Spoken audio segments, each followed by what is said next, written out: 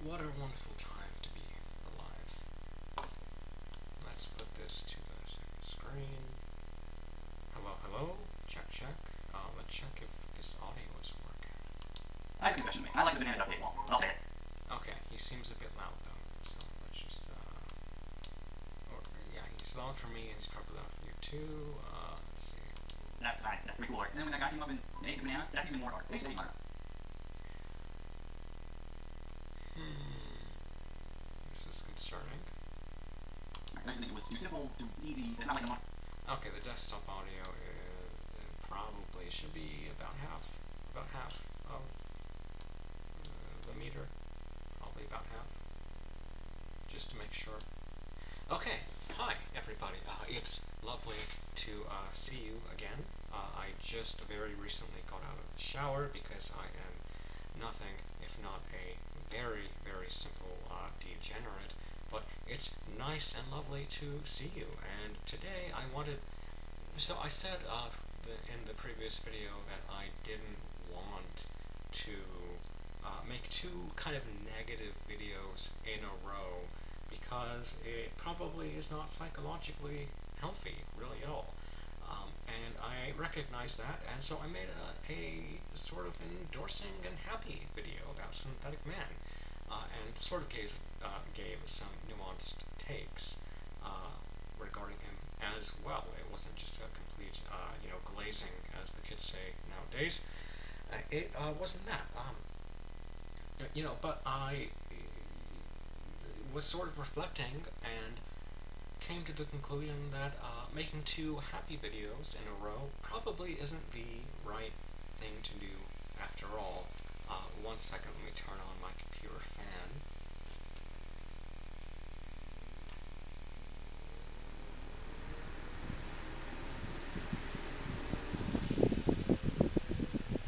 Yeah, so this is just my justification for this video, in that I wanted to make a negative one. I wanted to make one that was, negative towards a certain person, and I'm doing that tonight.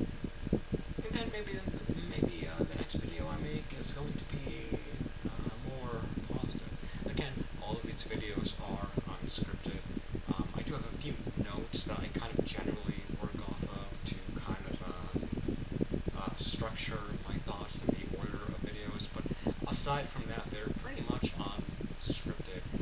But today, I've seen clips of this video, I've seen it being critiqued, I've seen a lot of videos about this video, if that makes any sense, and, a lot of things perturbed me in it, enough to make a video on it, but I haven't ever seen the actual video in its entirety all at once, and that's something I wanted to do, because, I don't want some second-hand or, third-hand account of any kind of video. I want just to view it, and because my computer space doesn't have nearly enough space to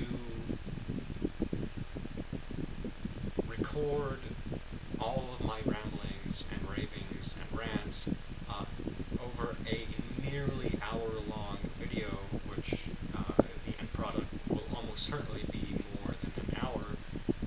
I just wanted to live stream it, and then maybe I will cut up some clips and just kind of get across the quintessential idea. Now, beforehand, let me just full screen this right here. Something I did was pre-watch this video, but only to a certain extent. Maybe, what would it have to be? Maybe like 10 minutes? Maybe 15? Something like that. And it was awful. I found myself raging against the machine being my computer. And I just couldn't think of any way but to do this video, excuse me, but to live stream just my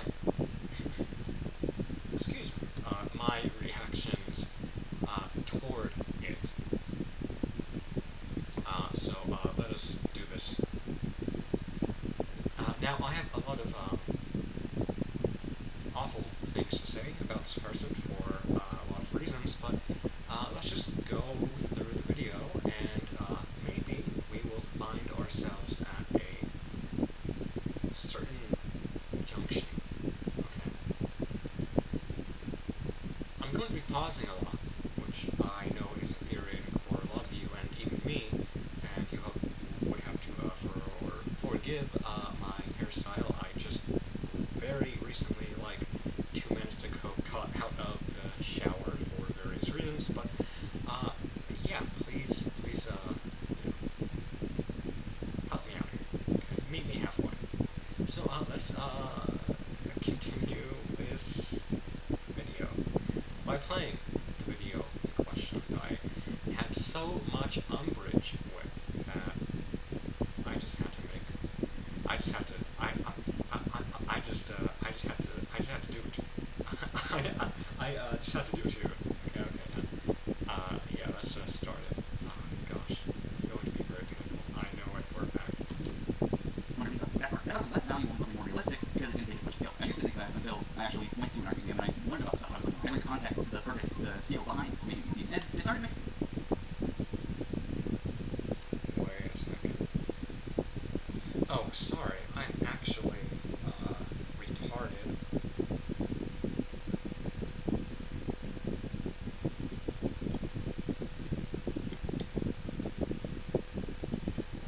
Sorry, I had to do something really dumb earlier that involves. But now I don't have to do that, because now it involves a microphone. Let me see how the audio works out right now. Makes sense. And since then, I feel like I've only benefited from having more of an. Okay, let's upgrade this a little bit. Open-minded perspective about art. Wow. I guess he was having a bad day that day. Yeah, modern art can be weird and frustrating and confusing, but rather than embracing and trying to understand those feelings and why you feel them, so many people choose to let that frustration trick them into thinking the art isn't full. That's not true. It's like a defense mechanism for nuance. Before we get into this video is sponsored by Raycon. Now, it's summertime. Now, and the song of the summer is art. Oh my gosh, the Ray J's, the Raycons. There's been a myriad of videos about this type of product, how it's not good or worthwhile and cheap, and you basically shouldn't buy it. And I'll just say, even though having never bought a pair myself, you shouldn't buy it. There are so many wonderful audio equipment, I guess you could say, that is just completely outclasses the Ray J's, okay? So let me just skip past this ad because I think it is fundamentally immoral on a deep psychological level. My new song just sounds so good, and I like using Raycons because a lot of people let right-wing propaganda cloud their judgment of the video. Please check out Raycon. It does really help the channel, and that's it. Of course, it's a political component, right? All art is inherently. Please don't check out Raycons, by the way. It's not a good thing to do. It's a bad thing to do. It's an actively bad thing to do, which is why I'm voting for Trump. An actively bad choice that I can make. Anyhow, not to get too political in this, let's just continue here. Political, either in its influences, messages, or implications. One-on-one, guys, this is baby stuff. Art critique is really just opinion. All art is political. I think people get this very confused for kind of simple reasons, in that this phrase, all art is political, it really does muddy the language here. What does it mean to be political? What does it mean for art to be political? These are things that are difficult to pin down just on their face. It's very difficult to pin down. What is something being political? What is art? What does it mean for art to be political? What does it mean for all art to be political? These are things that are difficult to define, in my opinion at least, but what this kind of phrase does fundamentally is kind of muddy the waters, both what it means to be art and what it means to be political, what it means to be political art. Certainly some art is more political than others, of course, You can see someone like how you say Stone Toss, for example, who I think is a brilliant satirist, or is very good at making oh gosh, what's the term? Subversive art. He's very good at that. He's very good at getting under people's skin a lot of the time, which I think is impressive. With having like what 4 panels that he works with, it's kind of impressive. But that is something that I would qualify as political art versus something I don't know, like the Mona Lisa, or you can just insert like countless examples. I think the most famous and trendy nowadays is this anime girl eating a burger, which people say it's inherent to the consumeristic lifestyle that we live in America and the West generally nowadays. And like these things become so abstracted as to kind of mean nothing. When someone says all art is political, just to borrow or a paraphrase from a great and brilliant YouTuber, Big Bungie, who you should definitely watch, what they really mean is that all art can be used in effort of my political project. There's some word there that I was just missing the grasp at, but basically, that's what they mean. That's what they mean. There's so much to say and so little time to say it, but we are only 2 minutes into this video, and I want to continue because it's going to be a long ride, my friends. Opinion, but a lot of people let right-wing propaganda cloud their judgment of modern art, whether they realize it or not, all because it helps them feel better in not wanting to engage with it. In an ideal conservative world, art is interpreted for people through a YouTube video full of lying, misinformation, emotional manipulation, false comparisons, but this happens every day. PragerU has made at least Wait, what? a dozen videos fooling your the cloud their political, either in its influences, messages, or implication. 101 guys, is baby stuff. Art critique is really just opinion, but a lot of people let right-wing propaganda cloud their judgment of modern art, whether they realize it or Okay. Oh, okay. not, all because it helps them feel better in not wanting to engage with it. In an ideal conservative world, art is interpreted for people through a YouTube video full of lying, misinformation, emotional manipulation, false comparisons, but this happens either in I'm sorry for going through this over and over again, but there's just something there's something very fundamental that bothers me about this statement that I want to fully comprehend. Oh gosh, this is going to be a hard video to get through, but you're all here, so it's okay. in its influences, messages, or implication. 101 guys, is baby stuff. Art critique is really just opinion, but a lot of people let right-wing propaganda cloud their judgment of modern art, whether they realize it or not, all because it helps them feel better in not wanting to engage with it. In an ideal conservative world, art is interpreted for people through a YouTube. In an ideal conservative world, art is interpreted through people. Please tell me I didn't hear that right. Please tell me. Please tell me I didn't hear that right. Cloud their judgment of modern art, whether they realize it or not, all because it helps them feel better in not wanting to engage with it. In an ideal conservative world, art is interpreted for people through a YouTube video full of lying. There are so many avenues of attack, so many critiques that can be levied. There's almost too much, like when Trump gets on air and he says just like a cavalcade of like crazy things that the mainstream media and media generally, they just don't have like the airspace to cover all of these sequential things, these crazy things that he says, to give any one of them enough airtime as to give certain judgment, right? In the same way, I feel like this is that kind of effect or phenomena. One moment.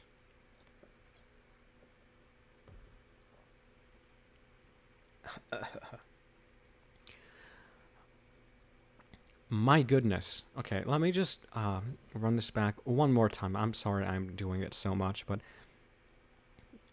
something about this really does truly bother me, and it makes me upset in a way that can only be,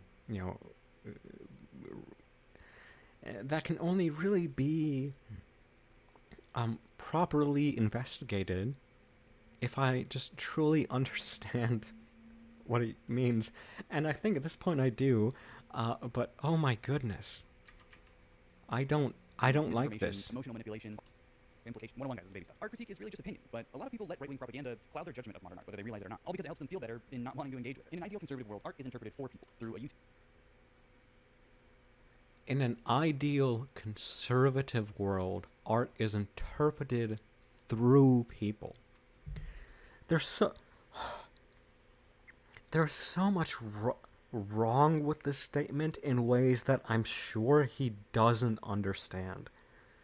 Art itself is interpreted. Sorry if I mispronounced that.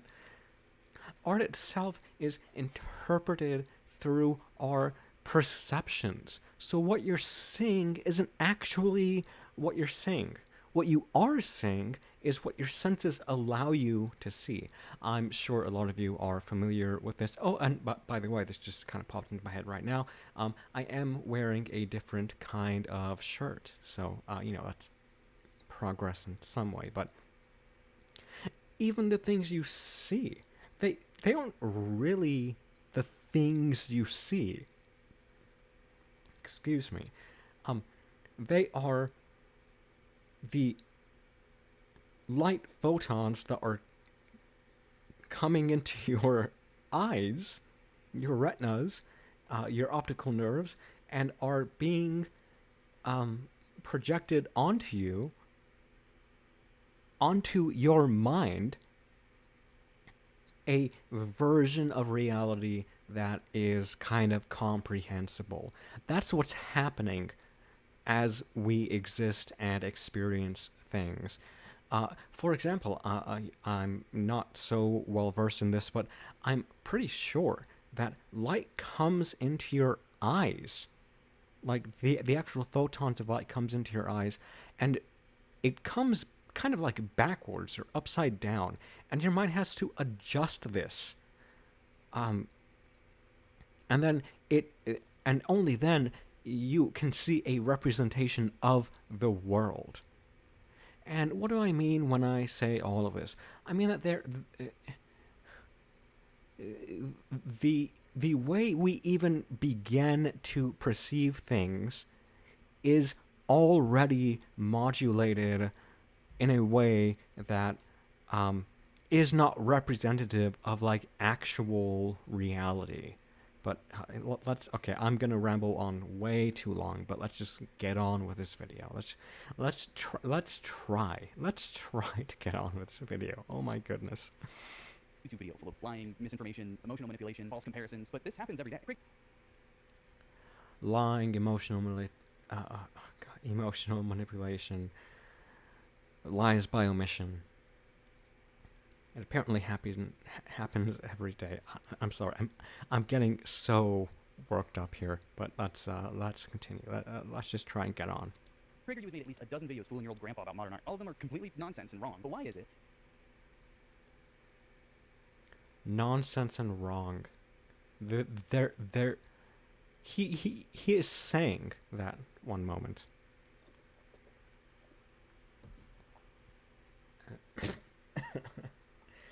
Sorry. He's saying that there exists videos online about something like modern art that are nonsense and wrong. At least one of the two, maybe perhaps both. I want you all to kind of engage with me in this thought process, which, I've at least rambled to myself about, probably far too much, let's be honest, but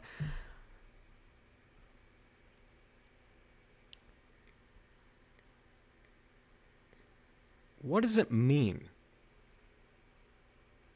to be a subject like art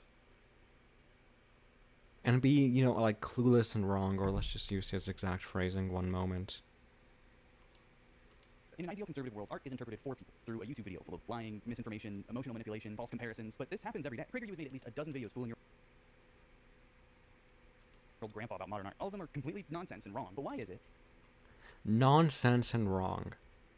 So what he is establishing here is that there is an objective way to view art that is not nonsense and wrong, that is sensible and right.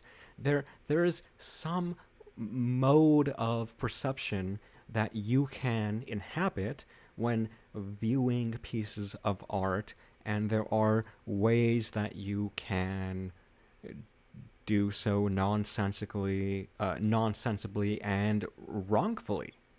This is what he is saying in this criticism, okay? This is what he is saying. And this is a very important point to touch upon, because it shows something that I find very perturbing. Okay, but let's continue.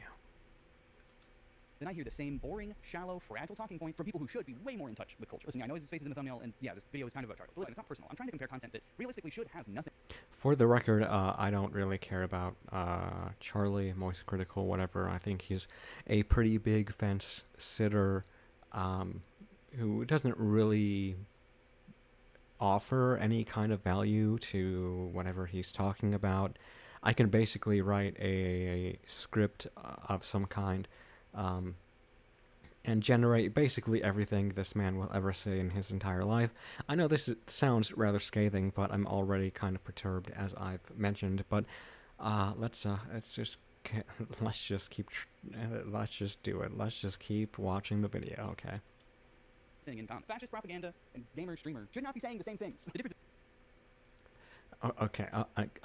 Again, okay, I'm going to be pausing a lot because there are certain things that he says that really upset me for some kind of deep reason. Fascist propaganda. He calls PragerU fascist propaganda. I don't think he knows what fascist is, what kind of political terminology is appropriate to label something as fascist. I don't think he cares what is fascist. Certainly he hasn't read The Doctrine of Fascism by Mussolini, ghostwritten by Gentile or Gentili, whatever the Italian pronunciation is, whatever. I'm sure he's done none of these things and doesn't really know what fascism is. And, to his credit, which is a weird thing to say, not a lot of people do, and I don't blame them, but I do blame them when they claim to use it. And so what he just essentially did is compare someone like Moist Critical, who again I do not laud, but is someone I find basically inoffensive, and compare them to fascists. I want all of you to understand that is a wild accusation to just throw out there. Just throw out there. With no, it's like Hamas launching rockets into Israel with zero regard for where they even land, because they just want to hit them. They just want to hit them. Okay. This is what this kind of accusation feels like. This person, Ethan, is online. He just wants to hit him, right? Well, with the worst possible kind of accusation that you can levy against someone in this day and age. And that's a bad thing. You shouldn't do that. You should do the opposite of that. This PragerU's content is motivated and has an agenda. Charlie is just being a useful idiot for that agenda, with peace and love. I know it's not on purpose. Charlie. By the way, PragerU is not fascist. You can say that they have a conservative-leaning style, which I certainly would agree with. But the word fascist, it needs to mean something, and you can't just conflate it with everything else that you just kind of don't like. That's not how we should be approaching. 1 second.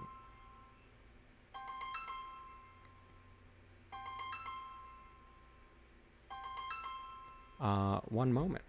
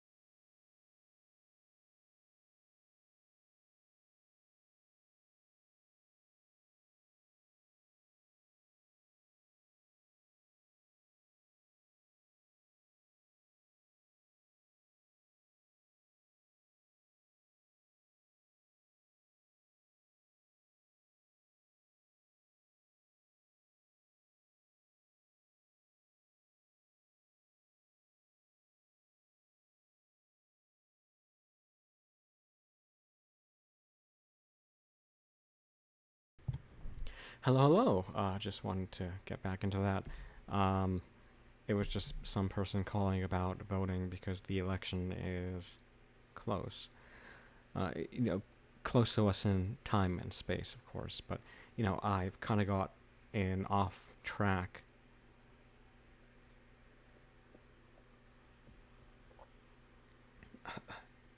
from such uh, content that we are viewing nowadays. But let's get back into that. Charlie doesn't watch PragerU for his art analysis content. He probably didn't even get the talking points from them, but they're still saying the same thing. Charlie's just an average guy with an average brain in his head. Florida average, but average. But it's uncanny how similar normal average guy language can... Average guy, average brain, so he's presumably talking about, the average American, or I guess the average person kind of in America. Okay? can be to politically motivated propaganda. Content that we all know is dishonest. Listen, it's nothing personal. It's nothing against Charlie. I've met him before. He's very nice. I just don't know why he's like this. Okay, first things first. Why is modern art so bad? By PragerU from 8 years ago. Like a painting. We're laying down the foundation of what I'm going to be talking about. And since this video is made to target fatherless teenagers, Robert Florczak is here to help us all think. From Leonardo to Rembrandt to Bierstadt, produced works that inspired, uplifted, and deepened us. And they did this by demanding of themselves the highest standards of excellence, improving upon the work of each previous generation of masters, and continuing to aspire to the highest quality attainable. Conservatives are so artistically and creatively bankrupt that their understanding of art hits a hard limit at... Okay, that hurt me in my soul a bit, but let's just continue, and then if needed... Sorry. Actually, no, just forego the text, whatever. If it's not pretty, I don't want to see. This old stuff, it's pretty, and it took a long time, so that means it's better. They pretend like they don't think exactly like that, but they do. But something happened on the way to the 20th century. The profound, the inspiring, and the beautiful were replaced by the new, the different, and the ugly. Nah, new art style's ugly. I mean, it's mad. Not only is that completely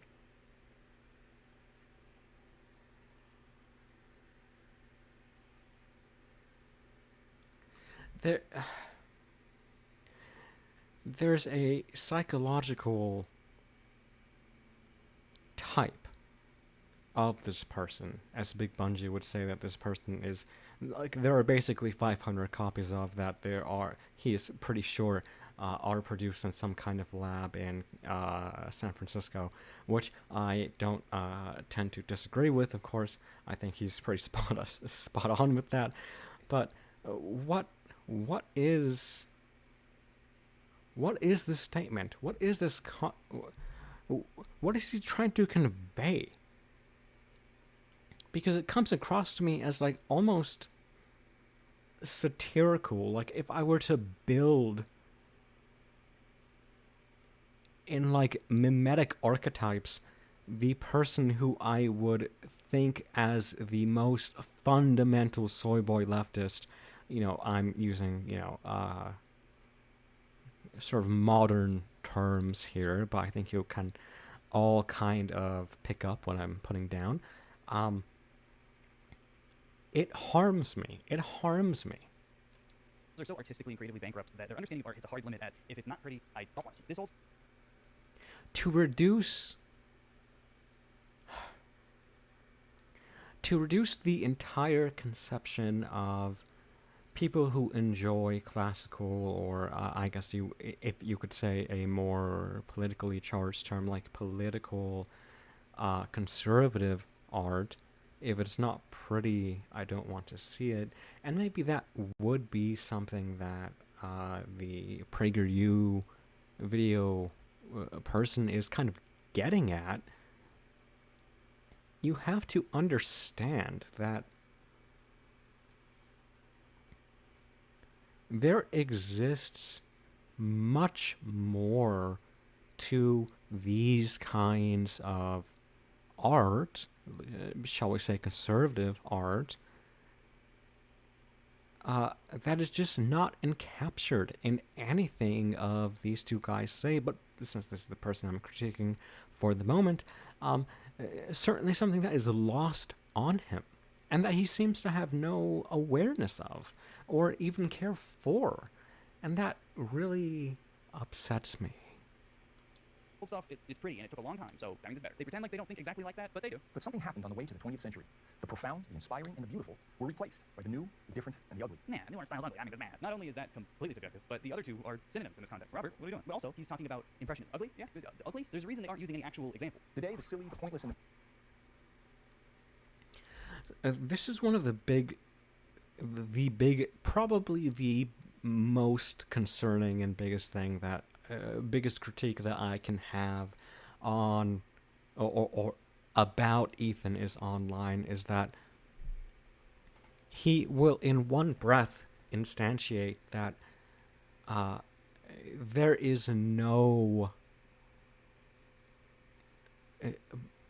point or perspective that you can view any kind of art as being better than the next, because it's all ultimately subjective.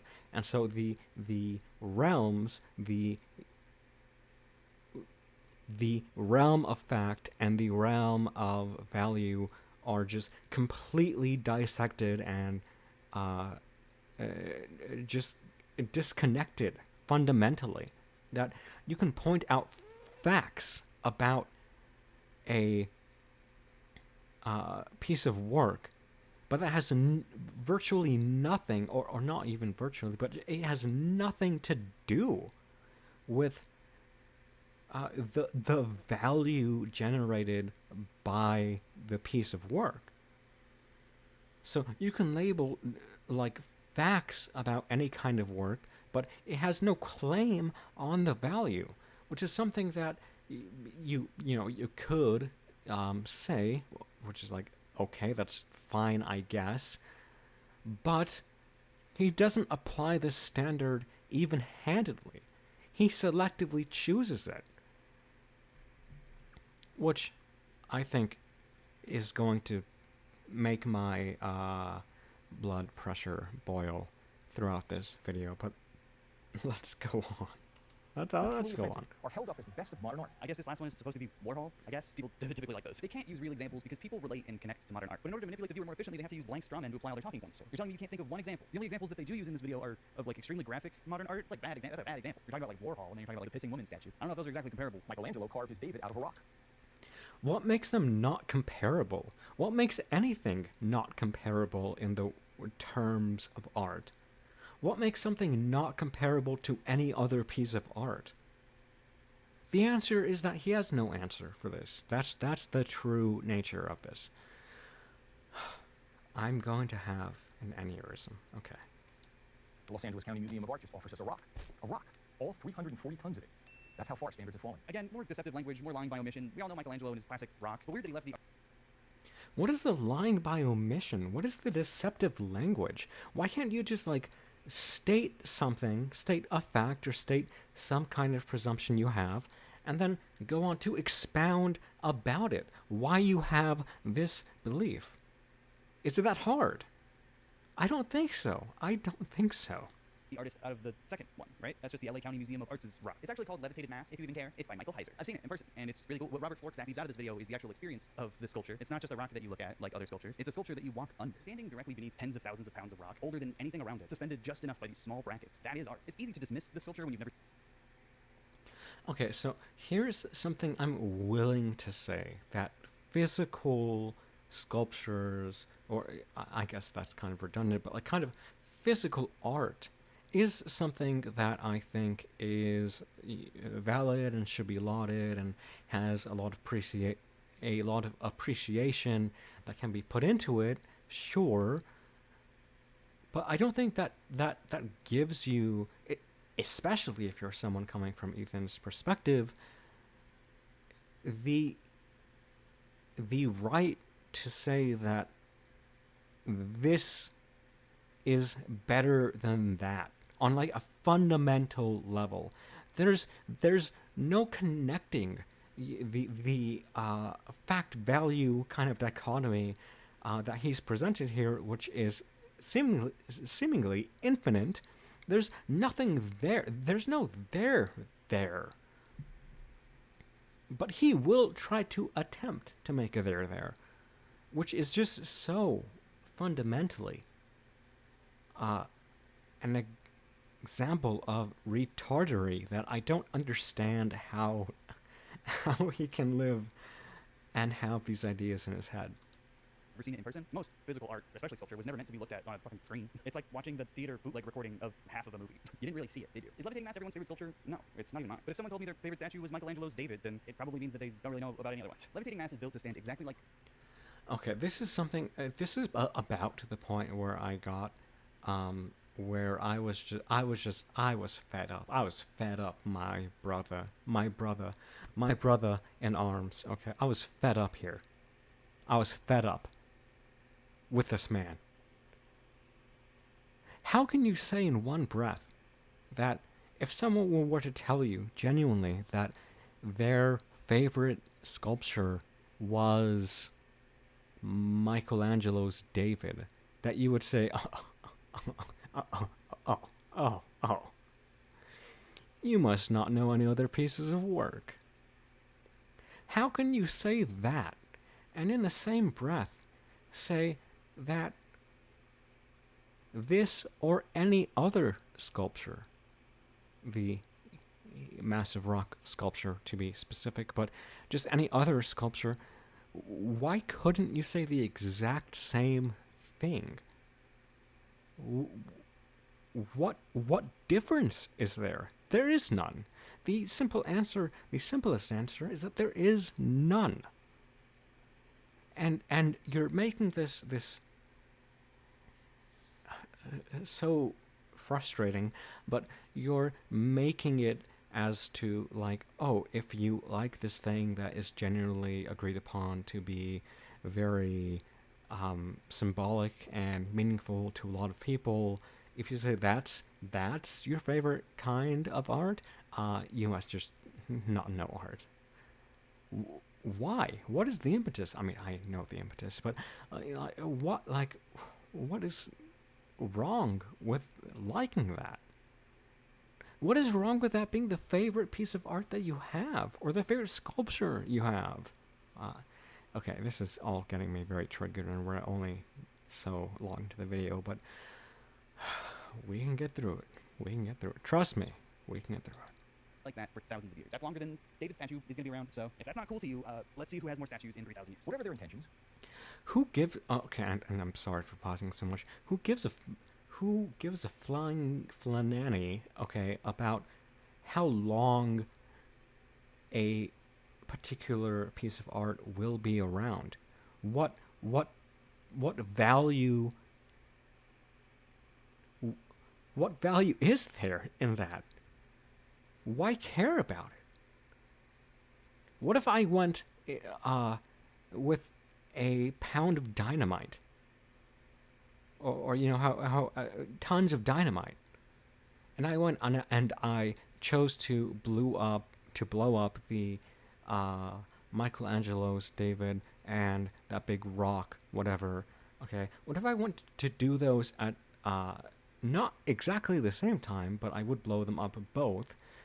But what if I just like incrementally change the time so that, you know, a second before the other blows up, one blows up. And so, technically speaking, one existed for 1 second beyond the other. Would that mean anything? Would that give more value determined on the time that they have been around? Absolutely not. And to anyone not completely Down syndrome, okay, this is obvious and very wildly accepted in terms of common sense, which is a kind of term that people throw around, whatever.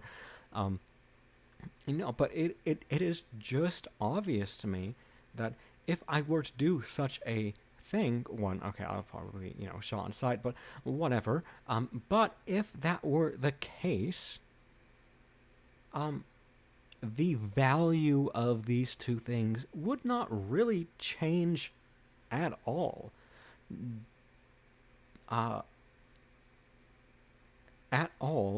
Despite the fact that they have different times of sort of being in our cultural perception without being just destroyed. That should be glaringly obvious to everyone. And that gets me upset. the new modernists sowed the seeds of aesthetic relativism, the beauty is in the eye of the beholder mentality. I asked the art expert here to tell us that art can be scientifically measured and is objective. Yes, the art expert. Unlike yourself, the real art expert. When you're just an obese man who kind of talks online for reasons. I'm sorry, I don't want to get into personal insults. That was beneath me, and I apologize for that. That's not what I'm here to do. I'm not here to fling insults. I'm here to express why certain things bother me in the YouTube algorithm. That's basically it. Oh gosh. It just needs to look like real life, and the more like real life it looks, the better. This guy has the brain of a fish. Today, everybody loves the Impressionists. And as with most revolutions, the first generation or so produced work of genuine merit. Monet, Renoir, and Degas still maintained elements of disciplined design and execution. So much like a disappointed father, Robert Florczak says that Impressionism is it's alright, I guess. I'll give it a pass because it still looks like the boring paintings I liked. But with each new generation, How could... Breathe. Just breathe, Glacius. Breathe. Things will be better if you breathe. 1 second.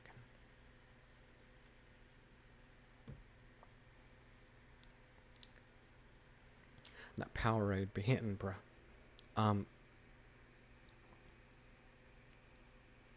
What is...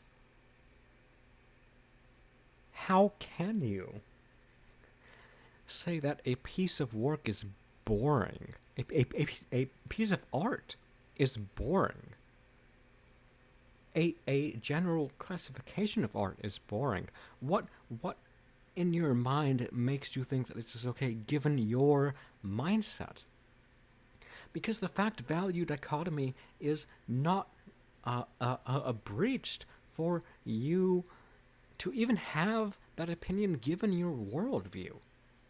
You, in one breath, say that yes, some pieces of art are boring. That is a fact statement.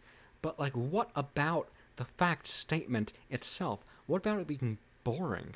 What about that translates to the value of the subject at hand? Because it can be boring, it can be stale, it can be a number of facts that you can lay out. But what about this set of facts, or any particular fact or set of facts? Like, what about that translates to the value of a particular kind of art piece? What is it? Because there's no connective tissue here. There's none, given his perspective. Okay, I'm getting way too riled up. Okay, let's continue. Oh, sorry. Standards declined until there were no standards. All that was left was personal expression. I don't really have anything to say other than this is just a fake graph that means nothing. Oh, God forbid art be reflective of an artist's personality and life experience, emotions. I would hate that. This sort of gives the game away for Robert. What he's telling us is that art for him is basically another way to look at pretty pictures of people in mountains, which is great. Look at all the pretty people in mountains you want. But to imply that modern art... Why would you ever reduce what he's trying to convey about what he finds valuable in art that I guess you would say is conservative, in the sense that it's old and represents something that is not modern art? Why would you just condense and simplify that into what? People in mountains? Do you think that's what all they convey? What is wrong with your mind that if you think this, why do you categorize like the significance of modern or postmodern art with, I guess, non-modern art? Like what is the value hierarchy there? There is none. If I were to really confront you on this, or if you had to actually convey a response, there is none. So it's confusing to me why you would bring that out to pasture. Why? Goodness, why? Goodness, why?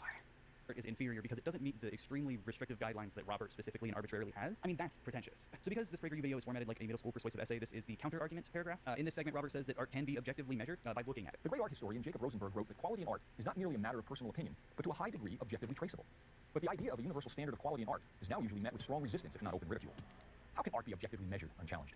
In responding, I simply point to the artistic results produced by universal standards compared to what is produced by relativism. His first example is Birth of Venus, which I don't know about that one. I don't get it. Waves don't even look like that. What is this supposed to be? The Birth of Venus is a masterwork. Don't get me wrong. Wait, why doesn't it matter that waves don't look like that? Shouldn't there be some kind of like artistic representation of waves?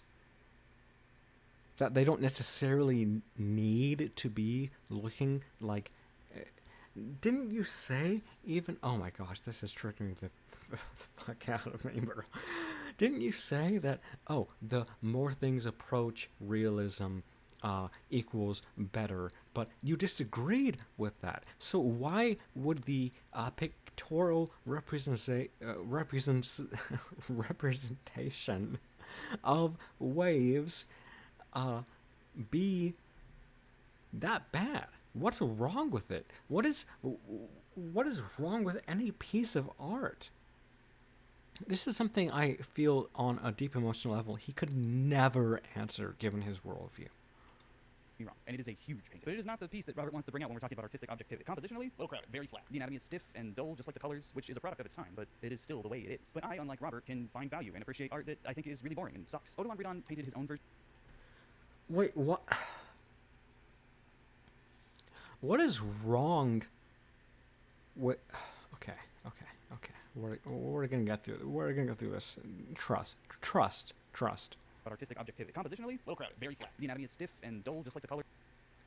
Okay, you have to do something here.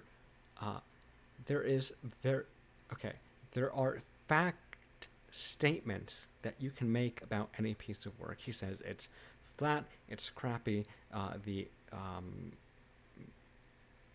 compositional nature of it is low quality generally. Okay, that is a fact. That is a factual claim that you are making. Okay, but what about that? What about these characteristics? What about these set of facts ever makes you say that this is a bad work of art? What is it? Because from your point of reference, you can't even make that claim. You can't even make it. And I feel like that's something that should be, I don't know, realized, but you can't even make that claim. That's a very profound thing. You can't even make that claim that, that a set of facts or a fact has no bearing on the value or significance that you put upon a certain piece of art. Because according to him, there are so many ways so almost infinite ways to interpret this kind of art or any artistic piece. So what is about this that you can then claim on a factual basis to then move onto the realm of value? What is it? Because as far as I'm concerned, you have nothing here. Nothing at all. Colors, which is a product of its time, but it is still the way it is. But I, unlike Robert, can find value and appreciate art that I think is really boring and sucks. Odilon Redon painted his own version of The Birth of Venus in 1912, and while it's hard to compare because they're two completely different works, I mean, this is so much better. It's got style and flavor and emotion. It's a great piece, but unfortunately... What makes it better? Because when you invoke the word better, some kind of value is being attached to that has to deal with some kind of factual statement. But as previously discussed, of course, there apparently is no set of facts or fact itself that can even translate into the world or realm of value.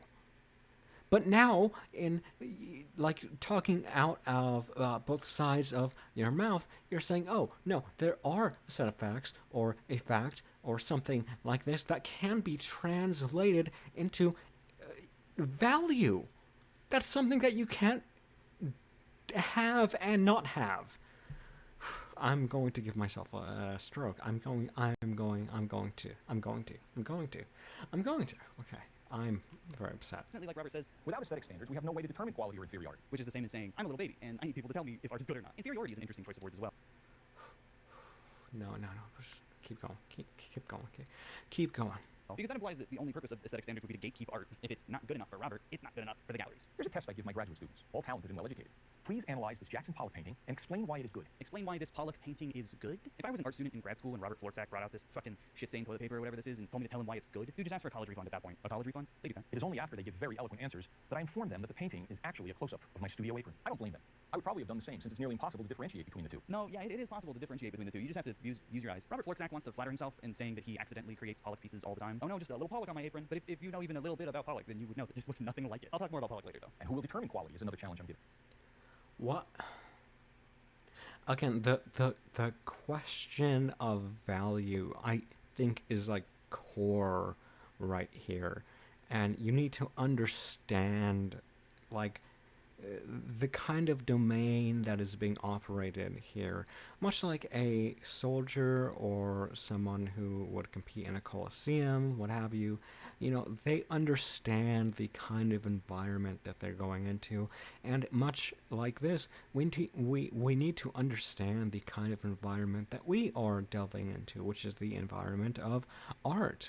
And if you understand that, more so you will understand just what is so wrong with these statements and why I take umbrage with them. But we can continue. Even. If we are to be intellectually honest, we all know of situations where professional expertise is acknowledged and depended upon. Yeah, I'm pretty sure Robert Florczak wants to be the guy who determines quality. Or maybe his son, Philly Florczak. Take figure skating in the Who are you? Oh yes, you're so much more qualified than this man. This. Okay, breathe. All that is communicative, or should be all of that should be communicative is probably already done just by viewing this video, so it's okay. in the Olympics, where artistic excellence is judged by experts in the field.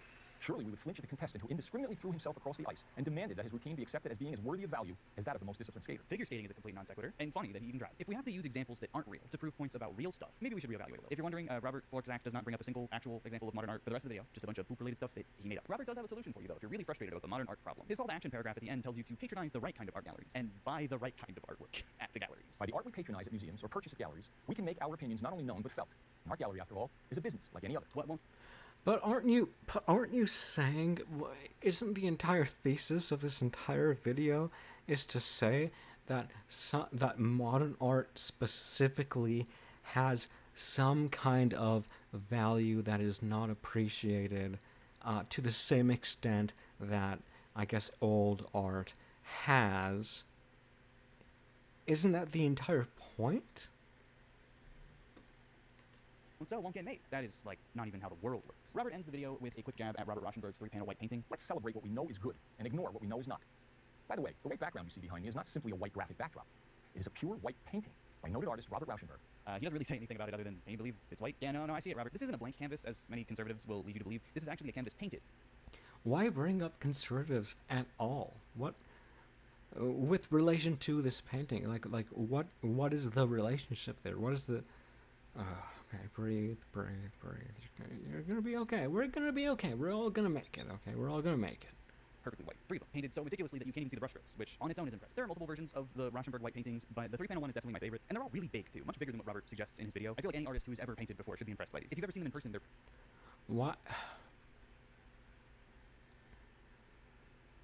What is there to be impressed by? Why? Why should you be impressed?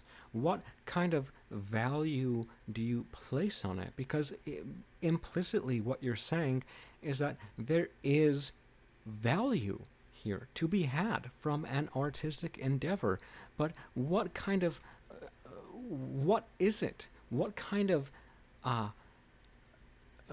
fact-value hierarchy that you're operating in?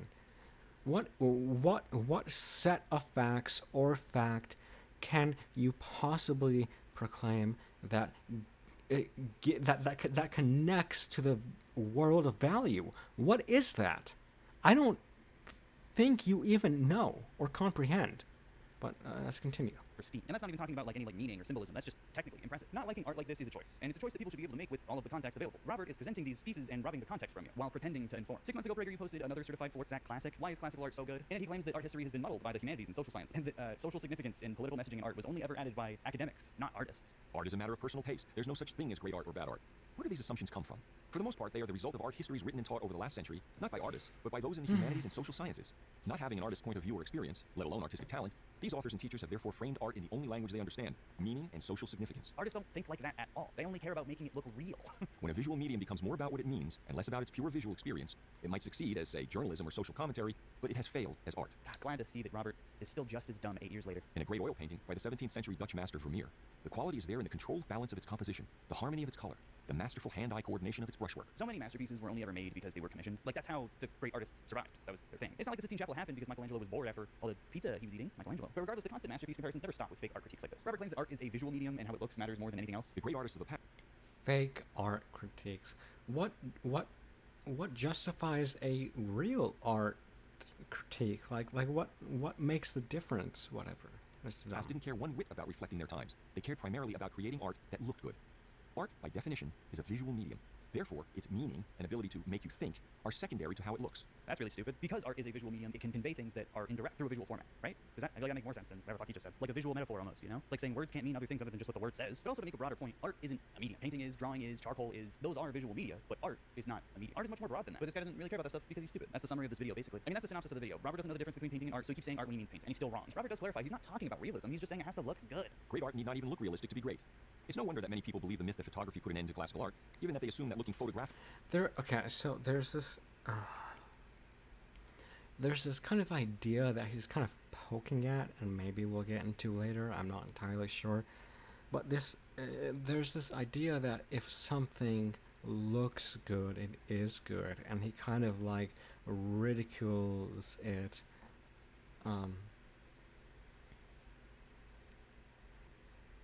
Based on that fact.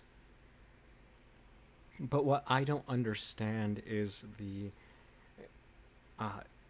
dichotomy of which you can have something, you can have something look good, and you can have something that you value. Again, we're dealing with the domain of value and facts, or facts and value rather. But to like pretend that there's no relationship between these things, why would you ever do that? Surely there is some connection between these two things.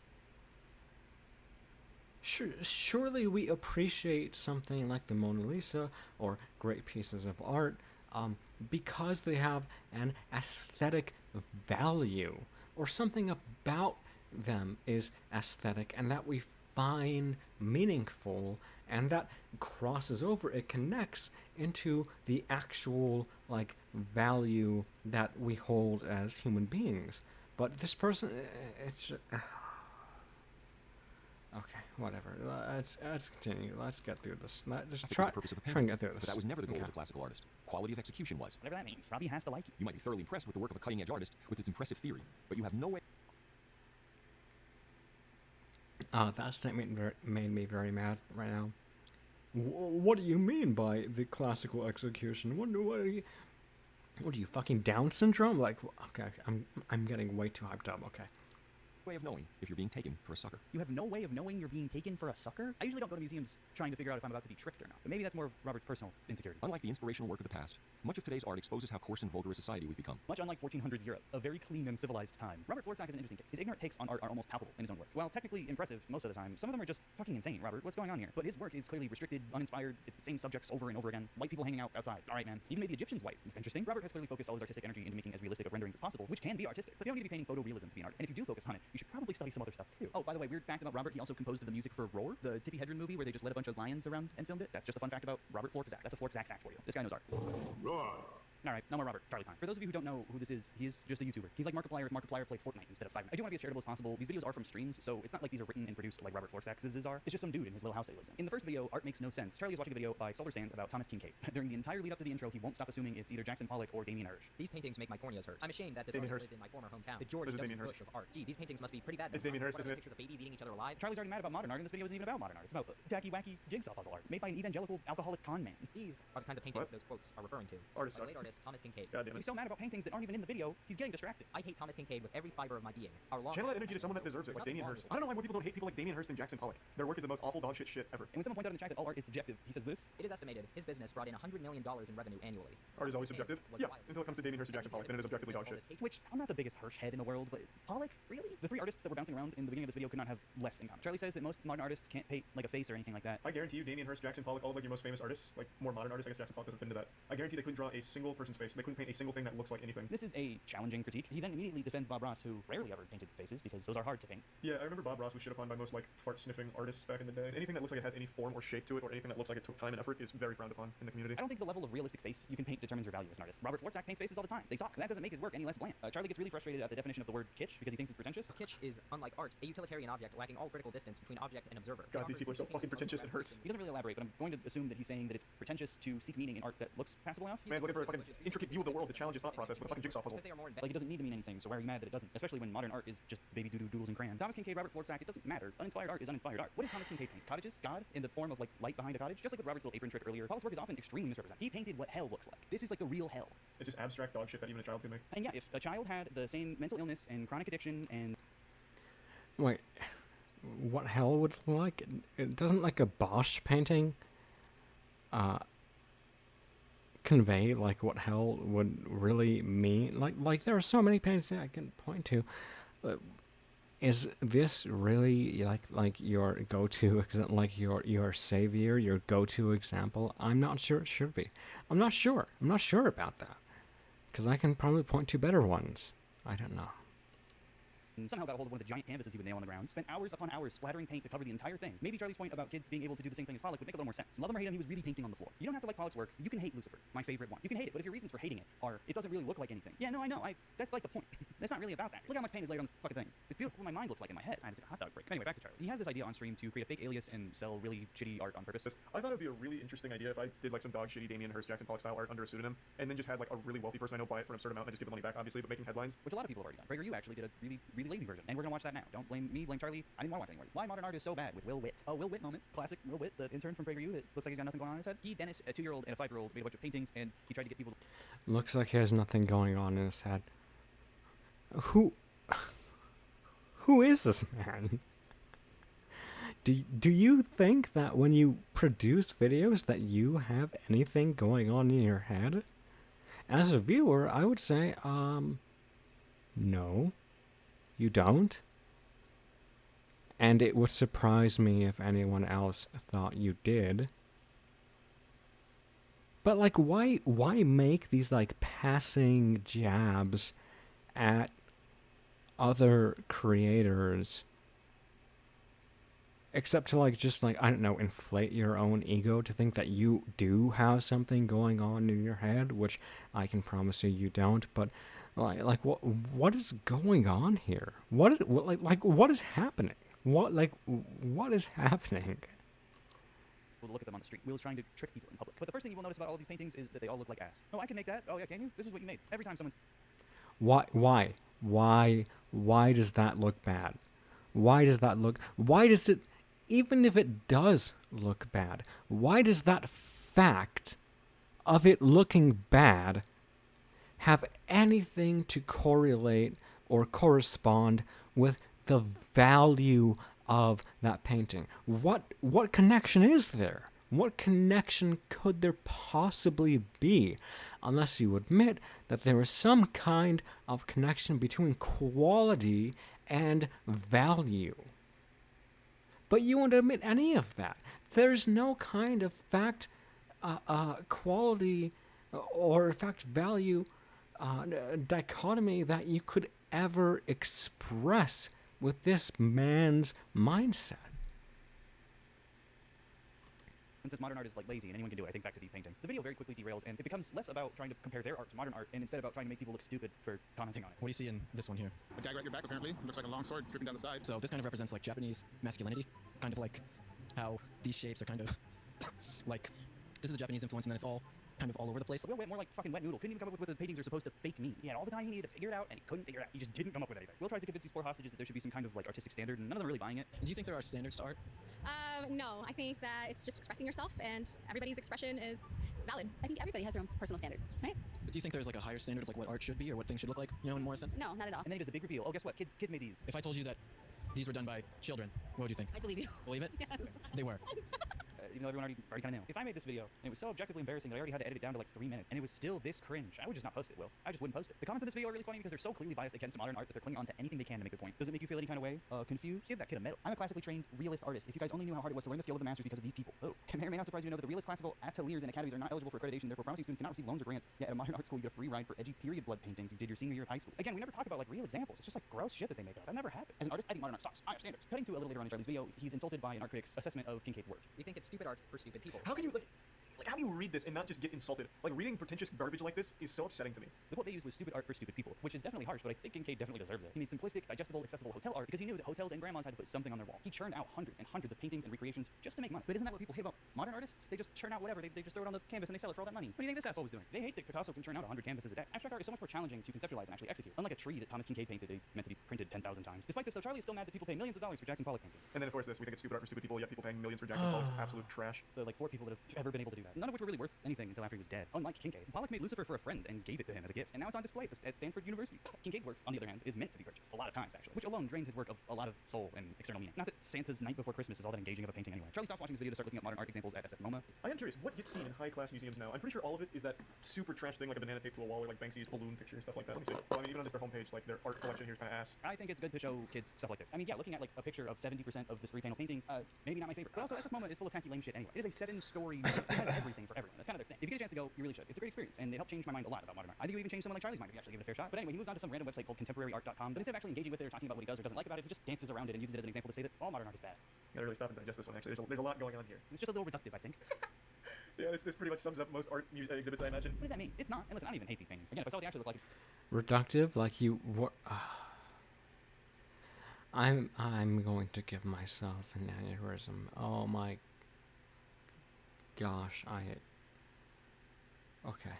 Just breathe. It's gonna be okay. It's gonna be okay. It's gonna be alright. Have an opinion on it, and I think that's why Charlie doesn't even have an opinion on it. He's just using them to criticize all of modern art. He mentioned selling the paintings for 50 grand. Yeah, here's some canvases that there's like some scribbles on it somewhere in there. I don't know, just hanging up, put like 50 grand on it. Someone's gonna buy it. And we'll talk more about how modern art critics are constantly complaining about how much art costs when it's literally just a money laundering tool by the 1%, and it has nothing to do with the actual art itself. But where did 50 grand come from? You just made that up. There is no record that this piece has ever been sold or ever had any offers on it. For all I know, every piece Charlie looked at didn't make any money. I mean, the next exhibit is just a bunch of boxes in a synagogue. Like, that is explicitly something to experience, not something to own. And I think that's an even better version of art. The only thing though is Charlie never actually looked at what it was. He just saw a picture of boxes and didn't investigate any further. He's just looking at a picture of it. I don't think he knows what the whole thing is. And so he starts joking about what the piece could possibly be about, what crazy meaning that is going to be attributed to it. Exquisite. Like, you have to ask yourself, what's in those boxes?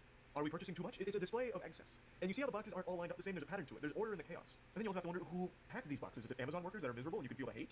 Is it someone like maybe a home business with a family that packed it? There's just so many things you have to ask yourself. This really is a challenging piece. Then he doesn't look up what it actually means, and he also doesn't understand even what he's looking at, so... That's a fine interpretation. And in fact, according to your worldview, it should be valid. Who cares about any singular interpretation of any singular piece of art? Surely they should all be in some way commensurate. Surely that should be a fact. Surely there shouldn't be some one overarching idea that is just like the end-all be-all of this entire piece. Surely not. So none of the jokes really land, because Charlie isn't talking about what's in front of him. He's talking about what he thinks is in front of him. Charlie, you're making a fool out of yourself. There's so many more boxes than that. I think there are so many different ways to interpret this installation, and I think writing it off is a little aggressive. Are you scared? Too many boxes? I mean, the fact that the boxes are filling a synagogue is significant. Charlie didn't even know that, even though it was written. But Charlie was still so mad at the picture, he didn't even like seek out what it was. That's not even critique. That's just refusing to engage with art. Charlie's getting mad at this art because he doesn't understand it, and that's not even a neg on Charlie. He admits that he doesn't understand it. He doesn't get it, and he's not trying to. So no wonder you're frustrated. You have to try a little. In the comments of all these videos, you see the same like NPC talking points, stuff like if you have to explain why art is good, plenty of classical art still needs an explanation to make sense. It's called context. You can appreciate the aesthetics of art without context, but you're not going to understand the piece without. Starry Night takes on an entirely different meaning when you realize that it was painted from an asylum. That was the view that Van Gogh had through his window. Learning about art can be really fun when you care, and it can deepen your appreciation for art in general. Art is a scam is the next video we're watching. It starts out and Charlie's watching this video with like 400 views from an art gallery in Portland, and the first thing it shows are these acrylic half circles glued to the wall. Charlie is just a little too excited about hating on this one and misses the point of it completely, which is a bummer because this installation is actually really cool. It's beautiful. I'm starting to tear. Oh. I wonder with my soul if there is any modern art that Ethan is online has ever viewed that he just thinks this is the stupidest thing I have ever seen in my entire life. I wonder if he would ever make a proclamation like that, not because he means so, but because doing so would, I don't know, give credence to, I don't know, the right, the political right. I wonder if there is anything, literally anything, that he could ever see and just be like, no, I don't like this for X, Y, and Z reasons. Because he strikes me as that kind of person, given this entire video. Oh, goodness. Oh, goodness. Wow. This is incredible. I need to pay a visit to this. Each disc is color-coded, and that color matches a frequency that the app the artist developed translates into a sound. This isn't a visual exhibit, it's an audio exhibit. So yeah, when you're bullshitting and not paying attention, it does look like you're pointing your phone at a stupid orb, but I don't know. That's like the only time I've ever seen something like that. Is that not cool?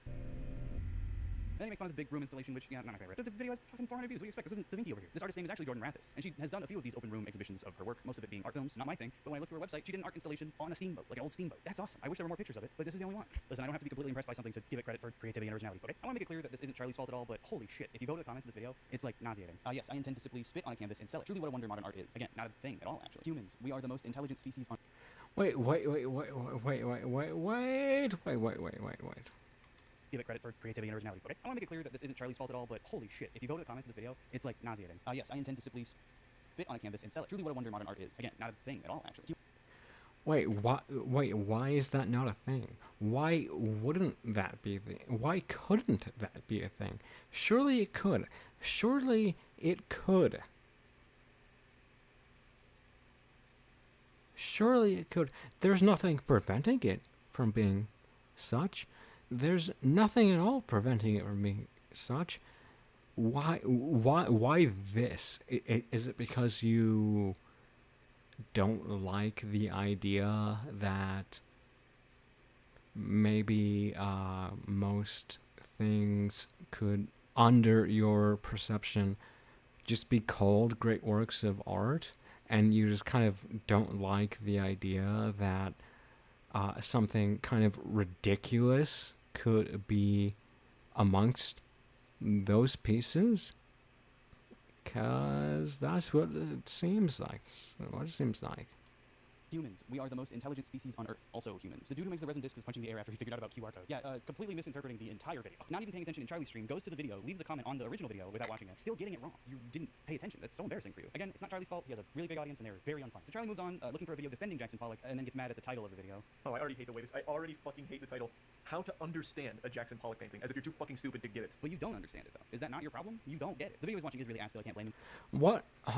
Okay, so, like, what does understanding a piece of art mean? What does that mean, to understand it? Clearly you think that there are different modes of understanding, and that there are ways that are interpreted from the artist and also from the viewer that put you in different modes of understanding a certain piece of art. Certainly context is viable via this process. What could possibly be a wrong way to interpret a piece of art, given your understanding? Which is I guess, my question. But let's continue. Let's continue, my bros. And for clowning on it, making a painting which is about the substance of paint itself, the fact that paint is liquid. And when we see paint on canvas, normally that's hidden. You know, paint is made to resemble something else, whether it's a slide or a field or flesh. But what Pollock does is just presents us with paint as paint. Again, he just keeps focusing on selling the art. That's not what this is about. You know what else presents paint as paint? The fucking can that the paint comes in. That's actually kind of smart. Has anyone done that? If you just take like paint cans? Like if I put paint cans on like a table at an art gallery, could I sell that? The video keeps going, and Charlie keeps saying that it wouldn't be that hard to make a Jackson Pollock painting. None of them have the energy, the spontaneity, and the sheer skill in handling paint that he has. Oh, very skillful. Does he see how much paint is on this? It's covered, and it's really big. Like, especially if it's on the ground, he had to walk around and on it. He could swing his whole arm out and still be painting on his canvas. That's unlike any other art. Listen, maybe it's just me, but knowing this like mentally ill, manic, alcoholic freak was sitting in like a barn, drunk, flinging paint everywhere in anger, gives a certain emotion to these paintings that I think is very valuable. I'll say it. This is the part that is like the anger and hatred that lives only in this man. Oh my god. Painting really tells you everything you need to know about the man behind it. Oh, I never stopped to really think about the gesture. Like, it's cool that that is a representation of a certain moment in time in a certain man's life. I understand that, and I think it's, you know, actually pretty cool, of course.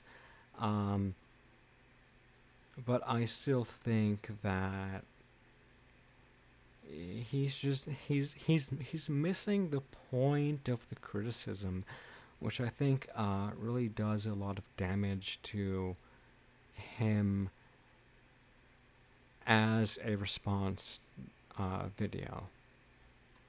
Is required for such precision.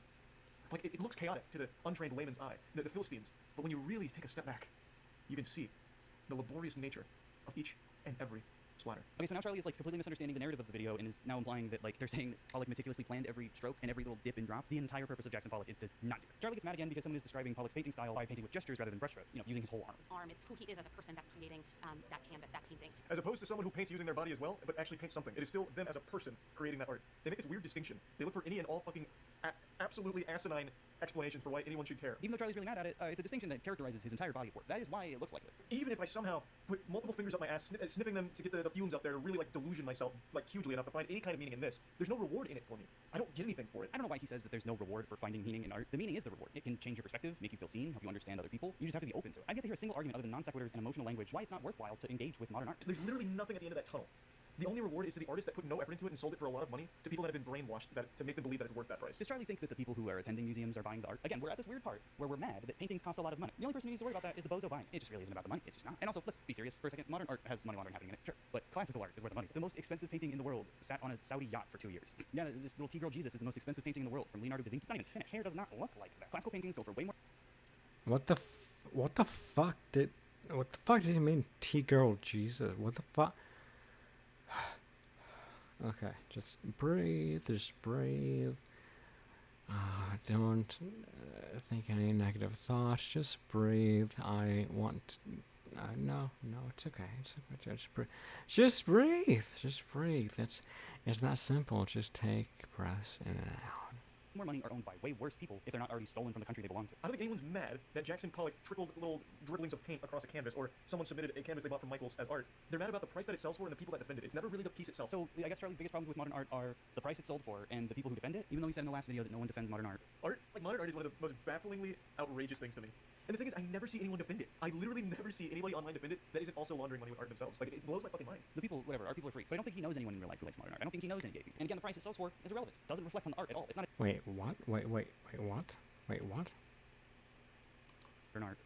Modern art is one of the most bafflingly outrageous things to me. And the thing is, I never see anyone defend it. I literally never see anybody online defend it that isn't also laundering money with art themselves. Like, it blows my fucking mind. The people, whatever, art people are freaks. But I don't think he knows anyone in real life who likes modern art. I don't think he knows any gay people. And again, the price it sells for is irrelevant. Wait, what? Okay, someone in the comments says, gonna have to defend me. Can you just say gay people? As if, like, equating gay people to... Okay, let's not get too bad about this, but what are you doing? What is happening here in the Ethan is Online community? What is happening? His fans should not be condoning this. They shouldn't be. Doesn't reflect on the art at all. It's not a dictation of quality. And the only people paying for it are rich freaks with more money than they need. I would much rather have the money go to a museum where they actually spend it on public education. Some nonprofit museums do college grants. It's not really a bad thing when art is sold, generally. But what I find so funny is that Charlie never actually brings up an example of art that sells for too much. He just keeps making up examples. Like we looked at Diana earlier, which was a potted plant that was store-bought and put on a shelf, and that was the art. I'm not mad about that. I think that's fucking great. I think that's a wonderful joke. But if I heard that sold for $100 grand, that would be upsetting to me. Okay, 100K actually. If it's such a horrible problem that is so frustrating that you start the video mad about it, why are there no examples? I think Charlie has been misinformed about modern art. He said Jackson Pollock a bunch, but not exactly a fair example. He's one of the most well-known artists in America. No shit, he's gonna sell for a lot. He's not even making the money. He's dead. I don't think there's anything anyone could ever say or any explanation for any of this that would ever actually change my mind on the interpretation of empty canvas work and splatter paintings. It is all trash. If nothing changes Charlie's mind, that's fine. I didn't make this video for Charlie, and I doubt he'll see it. Go to a museum. Learn for yourself. Art is subjective, not in a I think this is good and I think this is bad way, but in a way that's unique to everyone. Your appreciation and your taste in art is reflective of your subjective experience. But you did. You said. Okay, whatever. Let's move past it. It's okay. Your identity, your personality. These are all factors in observing art, and I think it's far more important to experience and think for yourself rather than letting narratives dictate what you think. I'm gonna end this video by telling you about one of my favorite art pieces. It's just a fan, an electric box fan, plugged into the wall in the museum like any other, covered in plexiglass, blowing through just a few holes at the view. At first glance, it's just a fan in a room. The description reads: soon after the death of his lover, Stephen Ervino from AIDS, Los Angeles conceptual artist Boscovich discovered that Ervino's family had completely cleared out his apartment, including the artist's possessions, save for the electric box fan in this work. An entire person, existence, and relationship had been erased, if so many were during the AIDS crisis. Boscovich encased the fan in plexiglass as a kind of evidence and created cutouts to allow its circulated air to escape and be felt by the viewer, almost like an exhalation. In a sense, restoring Ervino's breath. At least as a facsimile in memoriam, Boscovich makes a tender, broken-hearted gesture towards some form of eternal life.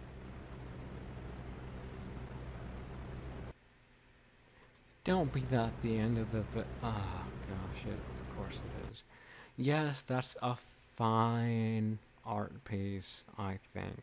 I think you can represent a kind of symbolism through such an art piece that it becomes very valuable, at least in representation to that man and the tragic loss, I should mind, of his lover. That's fine. That's fine. That's fine. It's okay. It's fine. And I like it, and I think it's pretty cool. But what I don't like is all of the things that I previously mentioned that I don't like. So, if I had to rate it, the video itself, just, it kind of pisses me off a lot. And I know I've spent probably far too long on this, but hey, this is it. If you are watching, have a great time. I hope you have a great time. And give me money by subscribing to my Patreon. If you have the financial means, of course. If you don't, that's okay. With that, I will leave you with a thankful message. Goodbye.